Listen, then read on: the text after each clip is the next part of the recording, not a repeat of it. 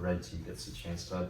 I don't know if anyone noticed that, but he wanted to make sure that the team that had the tougher assignment over the night, the blue platoon, had more people in here answering the fitness questions. The losers. Yeah. I was going to be more gentle than that, but yes, that's he can say it. But can you speak from the winner's perspective? Yes. Excuse me, maybe the red platoon's perspective. As a red platoon member,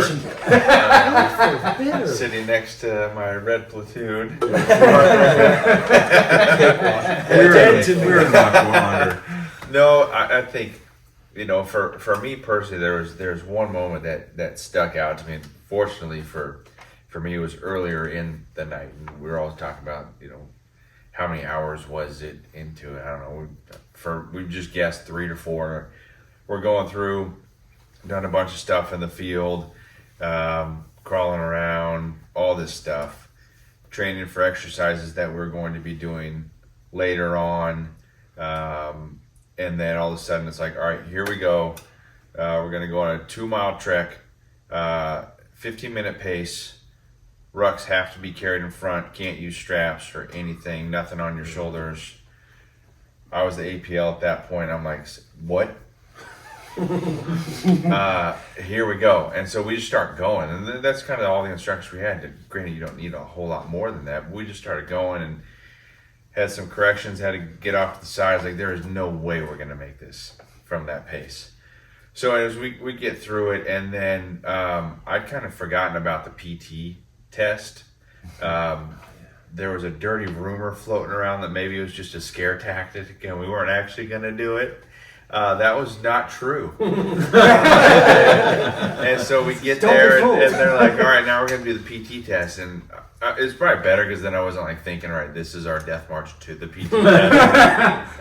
And we get there and go through the 3 different exercises that we had to do.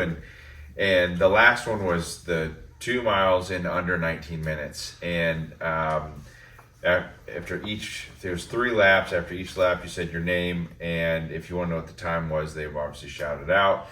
So coming through on lap 2, I'm yelled homecoming 2, and they told me what the lap was, or what the time was, and I knew I had to make it like in just under 6 minutes on that last lap, and I think they'd said like 6.5. You could do it. So I was like, all right, I've got to pick it up, and so had kind of had a cramp, feel like it was coming up in one of my quads earlier, and so I hadn't tried to push it that much, and I'm coming around, and there's this guy, and we're just running. I don't know who it is.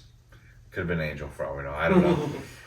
But there's this guy, and we just kind of just locked in. All right, you, me, you. All right, here we go.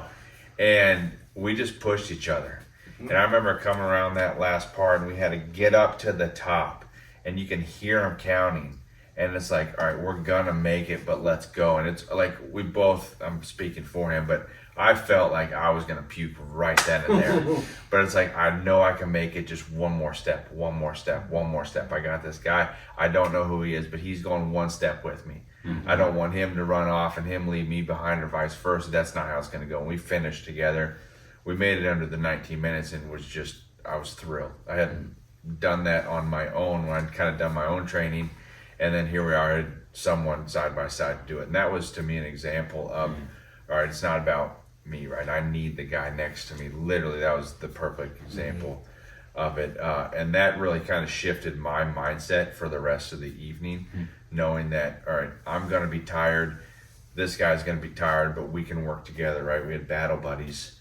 We can work together and help other individuals out in our platoon. And that was just kind of a moment that has always stuck out and will continue to stick out for me in my mind. Yeah. So I'll ask you this question, but Plunger, jump in on this one as well. Can you share an example of how that emphasis on fitness during the event kind of fostered a sense of unity, camaraderie, mutual support within the team, other than just the fact that we were winning every challenge? Yeah. But it just kind of showed itself. You were robbed. Yeah, now we're going to start arguing. Let's just do this. We carried the weight for you. You did. Literally. 80-pound bags, jerry cans, all that. Thank you for that, by the way. Yes. Careful what you say, because blue team gets too close to that. Oh, That is true. They're taking notes. That's good. It was just like I remember the log portion of it, right? Like you could not carry that thing the whole time, 4.5 miles, right? Like I remember Gritty and there was a few other guys that were there in our back half of the log, and it's like, all right, this guy's struggling. All right, let's switch out real quick. It's one of those things where you may not feel like you want to switch out, but let's switch out now because catch your breath and go back in. And that was just one of those things where you just kind of had to step out. And there wasn't really ever a time where anyone's like, no, I'm good. Yeah. It's like, let's just take that quick breather instead of maybe it's a pride thing or I'm just going to keep going. I'm going to keep going. Well, maybe you went too fast and you exhausted yourself too much to where you're going to be not as useful later on in the night, which have a long way to go. I think that was kind of a good teamwork example at that point.